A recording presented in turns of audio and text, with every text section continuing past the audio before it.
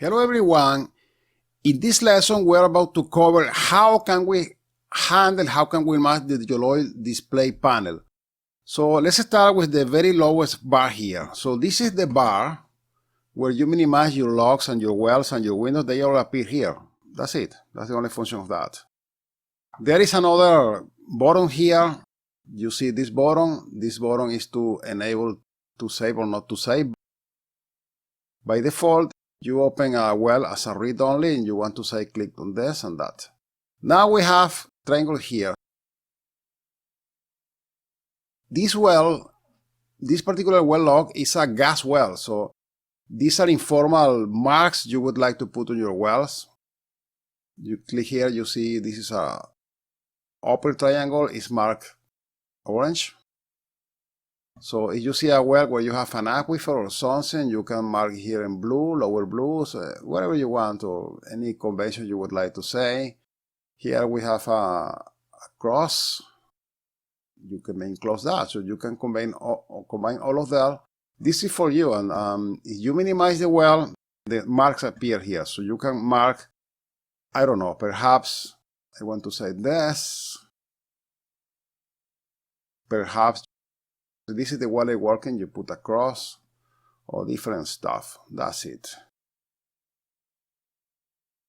Now we set another feature, these arrows here. This is to quick move the log. So if you click here, you move to the upper right, you move to the upper left. You have a well here and you have modified the size, something like that. You have modified the size, you would like to restore its size or something, click here. That's it. Okay, let's move to the left. Something. Okay, you may have another well. By default, your Yoloil window can store easily two wells at the same time, two logs at the same time. Okay, now in some cases you need to put one on the top of the other. You want to change the order, so you simply hit here. You want this on the top, and I want this on the bottom, and that's it. That's the function of that. Likewise, if you click on the help button, it will open a window, this one, and will give you more details. General instruction how to plot an alias file, how to capture depth with the mouse, how behave the models on the panel, and how to use the keyboard to put some marks. That's very handy as well. Okay, now what about the grid lines? The grid lines are also very handy. You click on Step and Tracks. Grid lines can be off or on, and see. Well, you have lines for measure depths or your depths and the values, especially interesting if you're using log scale. Especially you have to make presentation, a PowerPoint presentation on print or something. This is very handy. I personally prefer most of the time do not use the grid lines because I want to concentrate in my petrophysics and geology work. But you are very welcome to use that feature. Another feature is to use a TBD scale. Let me show you. You click on well path. This is measure depth. This is directional survey file. So this particular well is non-vertical. We know that because the inclination column is different than 0. So the inclination is the inclination against reference to the vertical line. So this is more than 0. You can see 6.4 is vertical.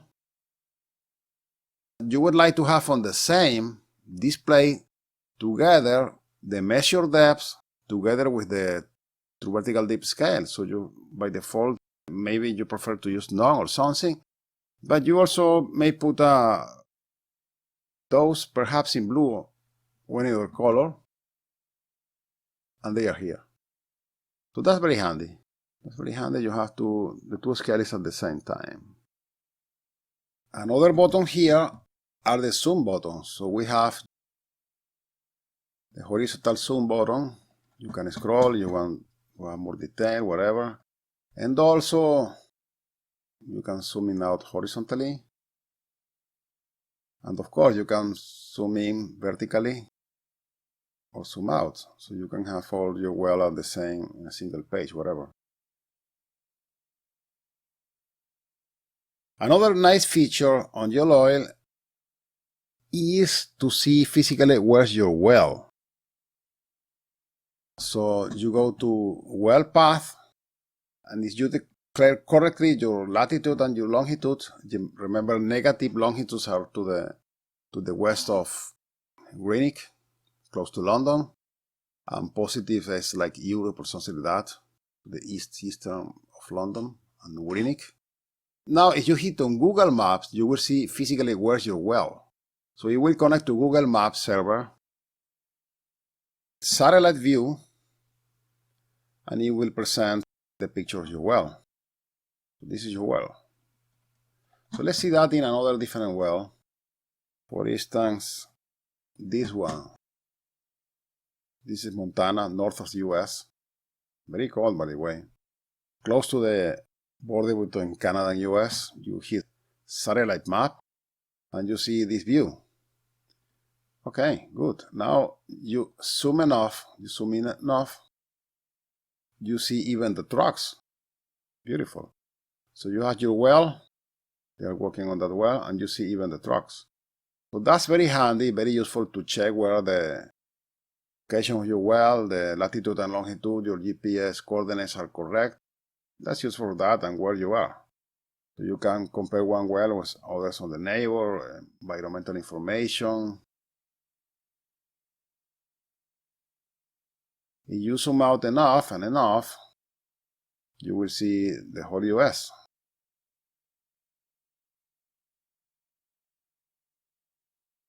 This is a well very close to the Canada border. I have crossed this several times. Now the memory button. Here you have a license button. So what is this? You hit there, you have information, not only your license. This is your license serial. When you have to activate your license or renew or something, you have to give that as that serial number, your expiry date, and the memory. For instance, in this particular machine, it's around 16 gigabytes of memory, a little bit more. It displays there the amount of memory you have, the amount of free memory. You can fit dangled RAM, something like that. It usually increases a little bit. In this particular example, increased to 8 gigabytes, and so forth. Now let's see how to use the mouse button right on the display. Okay, we have 4 combinations of mouse button. So you can use the left mouse button. It will display your curves, the values. You have here the 3 readings there.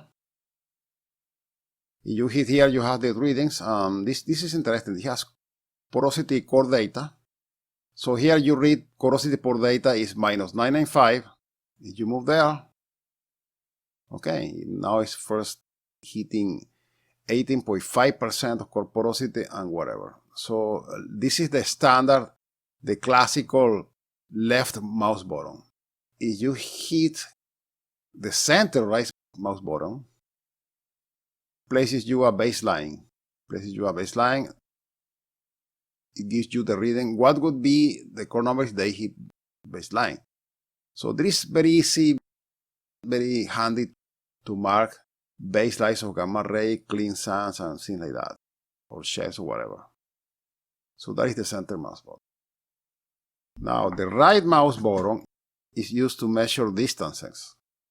For instance, let's make a display here, and I want to measure the distance from here to there. There are several distances. You can measure the distance in measure depth along the well path, the curved well path. You can measure delta TBD, delta inclination, and delta dip. So you collocate your mouse here, perhaps at the top here, V1. You click with the right mouse button and drag. When you keep pressing, you drag it. You have the measurement here. So we have here in this example delta measure depth 39.9, delta TBD almost the same because the well is almost vertical. Delta XY, the movement, the horizontal position, the average inclination and the depth. You may think that, well, delta measure depth and delta TBD should be the same. They should be the same, but that depends upon the accuracy of the well. So let's suppose, let's zoom out the vertical scale, something like that. And you read the distance from here to here. Now you have some difference. It's still very minor difference. The wall is almost vertical. From here to there. Delta measure at 177.3 and delta TBD 177.1. Delta TBD should be always the same or small as the delta measure depth. Control left mouse button. So you hit Control and here. So you have the well navigation exactly at that point where you click. So you have the readings of measure depths, two vertical depths at the same time, and TBD sub C. And the inclination at that point, and the depth of the well at that point. That's very handy as well. Another feature is that YOLOIL integrates readings from the keyboard together with the display. To see how it behaves, well, you read here on the help window, that here, you click on that. Let me show the options. These are the options. You click anywhere here. For instance, you click here, this 9140, you click here, you click M, marks your measure depth. So let's suppose you want to capture that spike in two vertical depths. You hit T. That's it, TBD there. Likewise, you can click on S. This is the sub C. And you can click on inclination here, I, and D for deep. If you don't want to have those plotted inside your scale, you can pull out that outside. For instance, this one of inclination, you go to stratigraphy. Instead of mark, you may put marker. That one. Instead of a marker, markers to the left, you may want to put this to the right. Right are tags. So marker, go now to tag. And it will show display to the right. That's it. And one final feature I want to show you is how to use the keyboard spacebar in the display. You select something you would like to highlight or mark. You hit the spacebar and you see it puts an inner mark there. And it remembers. It remembers, I put it in sequential order. You go to stratigraphy and you have all of them. That's it for now. Thank you very much for attending. Enjoy the rest of your day. Please share this video with some colleagues and subscribe to our YouTube channel. Thank you very much. Have a very nice rest of the day. Goodbye.